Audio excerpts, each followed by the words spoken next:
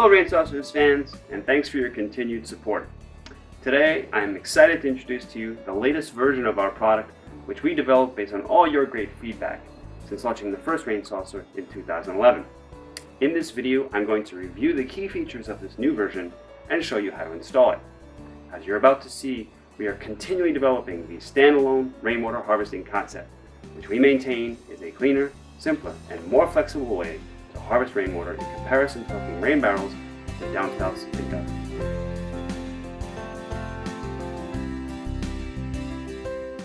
The first and most obvious feature of this latest version is a 59-inch diameter, which results in a 50% larger catchment surface.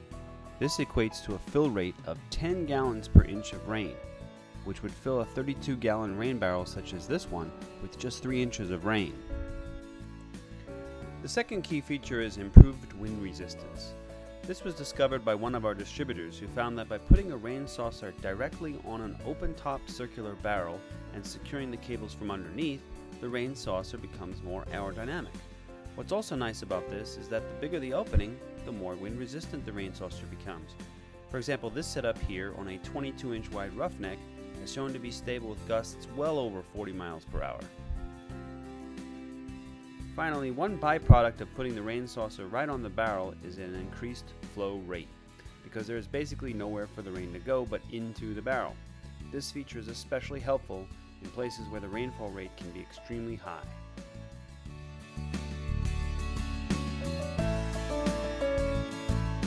We start by coning the rain saucer and using the barrel for support, and then we snap in the fasteners one by one.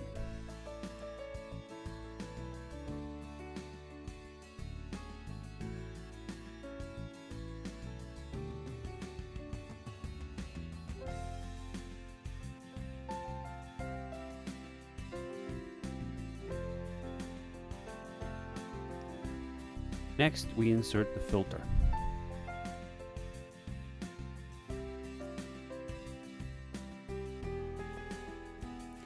Now comes the part which is new to the 59-inch version. Instead of using the cables on top, we use them underneath. Just make sure each cable is nice and long, and then insert the keepers into holes on opposite sides of the barrel. From there, you put the cable underneath, making sure both the cable and rain saucer are centered.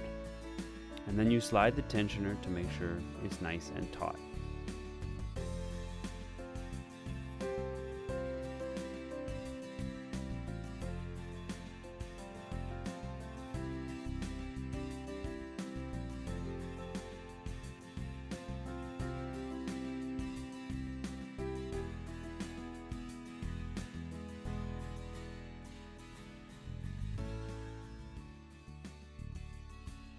We then repeat this process with the other cable.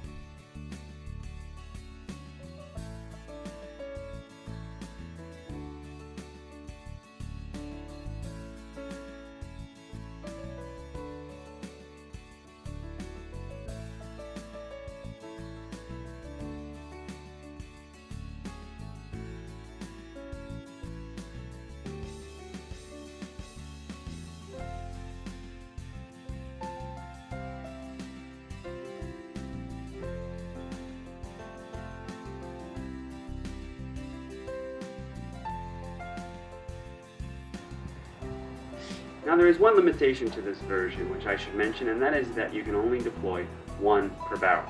But if this unit's fill rate meets your needs and you are looking for either better wind resistance or greater flow rate, we highly recommend it. Again, thank you for watching. We appreciate your support.